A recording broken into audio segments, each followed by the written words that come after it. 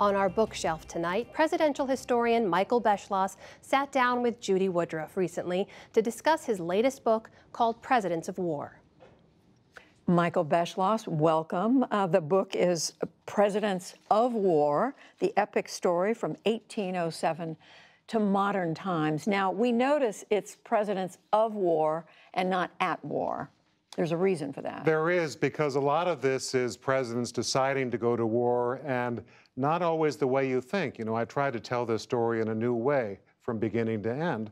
And there are a lot of times when presidents got us into wars that were not necessary and were based on false reasons. For instance, James Polk contrived an attack by the Mexicans against us, mainly because he wanted a big war against Mexico to expand the country to the Pacific. Or William McKinley, in the 1890s, the American ship, the Maine, was sunk off Havana. We went into this big war against Spain. Turns out it was a boiler accident. It wasn't the Spanish. Why was the decision to go to war, the handling of war, so important to you in understanding these presidents? That was what the founders were worried about more than anything else when they wrote the Constitution. They were worried that presidents would become almost like the kings of Europe who would contrive fake wars when they were unpopular because it would unite the country and make them, you know, a lot more popular than they had been before. So the idea of the Constitution was that presidents would have almost nothing to do with the declaring of war. And you look at 200 years later, presidents nowadays can get us into wars almost single-handedly. And how were they able to do that? Because you're right, the founders tried to make it hard to do, but they found a way to get around that. Presidents basically now will ask for wars and not even go to Congress. For instance, Constitution says you have to get a war declaration.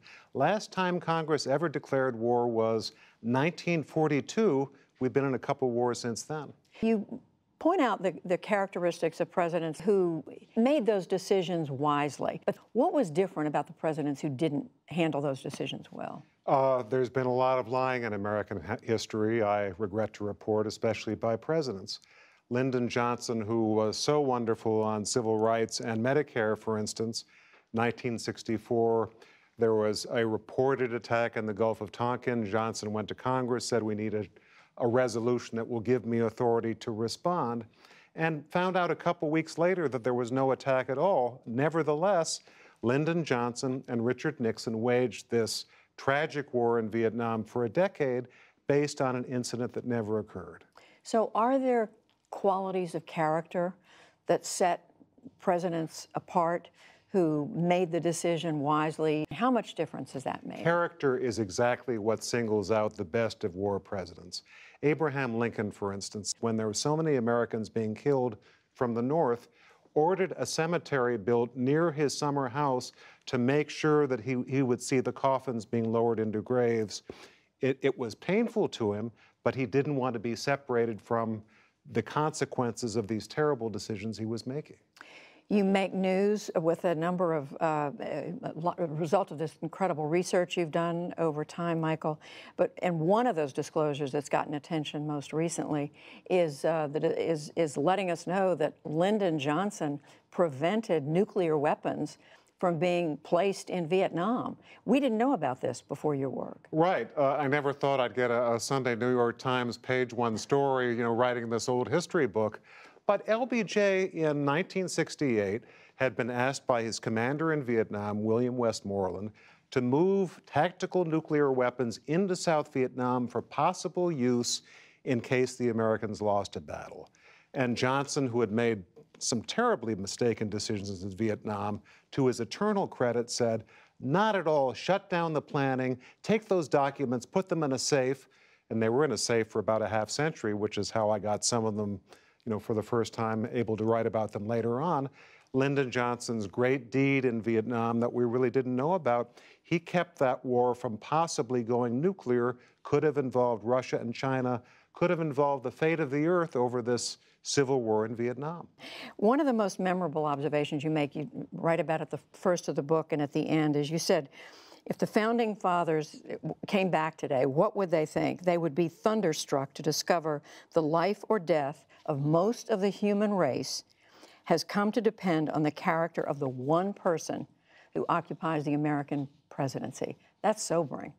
And that's true. That's the choice we make. You know, the President of the United States can make a decision about firing nuclear weapons that conceivably could kill a majority of the people on Earth. That's the kind of power that's gone to one individual. The founders were terrified of something like that. They tried to write a constitution that would not depend on the president being someone of great judgment and character, because, as you remember, they all felt that not all human beings are angels. What are the qualities Americans look for in a president who's going to, if there's a decision to go to war, it's a decision that's been carefully thought through and is truly in the best interest of the American people? You have to make sure that if a president asks us for war, and a president will yet again, hopefully not soon, it has to be for something that's absolutely essential for our national interest. The American people have to support it united, and there can't be any lies told about the cause. And finally, I have to ask this. Since the United States hasn't been seen as winning a war since World War II, what does that say about either the American character, American leadership, the American military? Did you draw any conclusions about that? The American military, American soldiers are first rate. They are courageous. You know, we've seen, you know, so many examples of wonderful performance on the battlefield. It's our leaders who have let us down. And they've let us down by ignoring the lesson of the founders, which was, you want great decisions on war, make sure a president goes to Congress if he wants war. It's debated. They ask him, how long is it going to take? You know, what's your plan? What's the worst that can happen?